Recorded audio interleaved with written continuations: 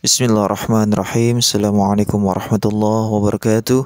Alhamdulillahilladzi syara'a lana minad dini ma fihi hifdhun nafsi wan nasl wal aql wa ja'ala at-takhtit al-usri min wasail tahqiq al-masalih wa dar'il mafasid. Wa asyhadu an la ilaha illallah wahdahu la syarika lah, lahul mulku wa lahul hamdu wa huwa ala kulli syai'in qadir.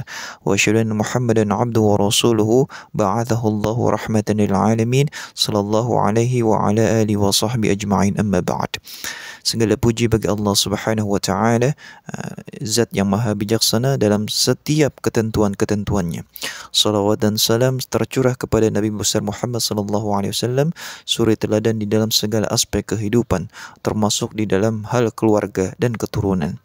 Ayol ikhwah, para pendengar yang dimuliakan Allah, isu kontrol kelahiran atau keluarga berencana atau KB bukanlah isu baru di dalam Islam.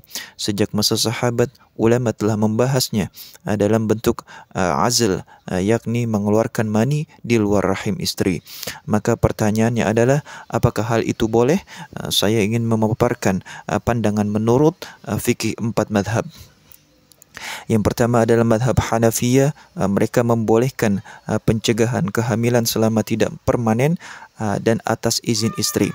Al-Kasani mengatakan di dalam Al-Bada'i As-Sana'i, al-azl jaizun 'anil hurrah bidhaniha.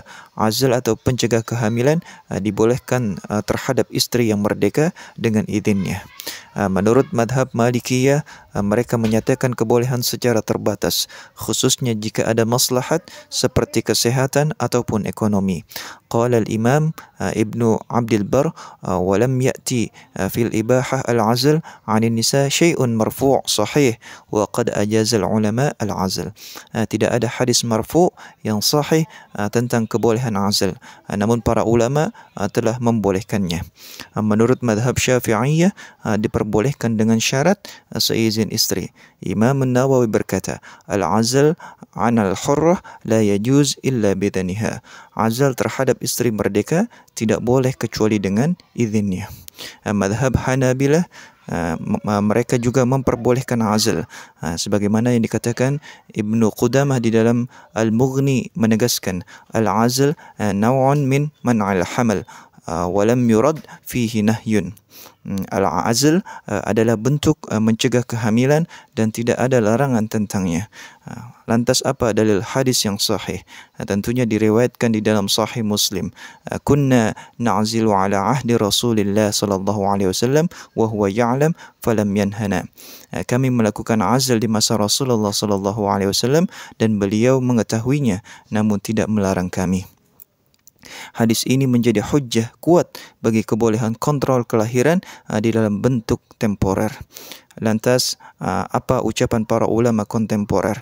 Menurut Syekh Mahmud Shaltut, mantan Grand Syekh Al-Azhar, berkata, tanzimun nasl la yu'ad mu'aradah liqada'illah, bal huwa naw'un min al-akhdhi bil asbabil ma'dhun biha syar'an. Mengatur kelahiran bukanlah bentuk penolakan terhadap takdir Allah, tapi bagian daripada ikhtiar yang dibolehkan secara syar'i. Syekh Yusuf Al-Qardawi di dalam Fatawa Al-Mu'asirah, idza ittafaqa az-zawjani ala tahdid an-nasl muaqqata limaslahatin mu'tabarah fala haraj fi dhalik. Jika suami istri sepakat membatasi kelahiran secara temporer karena suatu maslahat, maka itu tidaklah mengapa. Syekh Atiyah Saqar, mantan ketua Lajnah Fatwa Al-Azhar, mengatakan la mani'a syar'an min isti'mali wasaili man'il haml al-muaqqatah idza lam tusabbib dararan sahiyan aw nafsiyan. Tidak ada larangan syar'i di dalam penggunaan alat pencegah kehamilan sementara selama tidak menimbulkan bahaya kesehatan ataupun mental. Majma'ul Fiqh Al-Islami atau OIC Kuwait di tahun 1988 juga dikatakan, tanzimun nasl jaizun syar'an idza tamma bittifaq zawjain wa biwasaili la tuaddi ila al-aqam ad-daim. Kontrol kelahiran diperbolehkan secara syar'i jika dilakukan atas kesepakatan pasangan dan dengan cara yang tidak menyebabkan kemandulan permanen. Lantas, bagaimana perspektif medis di dalam hal ini? Iaitu dalam menjaga jiwa dan juga kesihatan. Menurut WHO dan para ahli kedokteran mengatakan bahawa ini adalah bermanfaat untuk mengurangi resiko kematian ibu dan bayi kerana kehamilan berulang dan jarak yang terlalu dekat. Yang selanjutnya untuk mencegah penyakit kronis yang diperparah oleh kehamilan. Yang selanjutnya adalah meningkatkan kualitas hidup dan gizi keluarga. Yang selanjutnya adalah memberikan kesempatan ibu untuk pulih fisik dan mental sebelum mengandung lagi. Dengan demikian, KB bukanlah bentuk penolakan terhadap rezeki, tapi perlindungan terhadap amanah Allah berupa tubuh dan juga keluarga. Lantas bagaimana perspektif sosiologi di dalam membangun masyarakat madani? Sosiolog seperti Emil Durkheim dan Max Weber menekankan pentingnya pengaturan keluarga demi yang pertama keadilan sosial dan keseimbangan penduduk. Yang kedua, pemberdayaan perempuan dalam pendidikan dan juga ekonomi. Yang ketiga, peningkatan kualitas generasi. Yang keempat, menghindari tekanan sosial akibat beban ekonomi. Dan lantas apa prinsip Islam di dalam menjaga tujuan syariat atau kita kenal dengan maqasidus syariah? Yang pertama, tujuan utama syariat Islam adalah menjaga 5 hal ini: menjaga agama, menjaga jiwa, menjaga akal, menjaga keturunan dan menjaga harta. Maka kontrol kelahiran yang tidak permanen dilakukan secara sadar dan bertanggungjawab adalah bagian daripada menjaga an-nafas atau jiwa, iaitu dengan mencegah kematian ibu dan juga anak.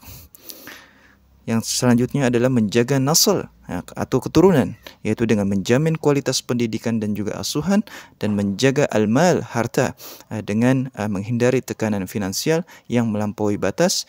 Dan oleh karena itu, ayuhal ikhwah para pendengar, KB di dalam Islam bukanlah bentuk pembangkangan terhadap takdir, melainkan bagian daripada ikhtiar dan tanggungjawab sosial dan juga spiritual.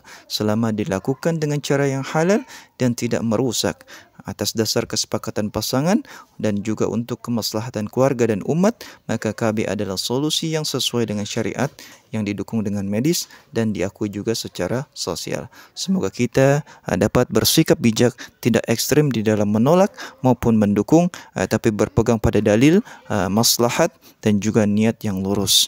Wallahu a'lamu bihi wat taufiq.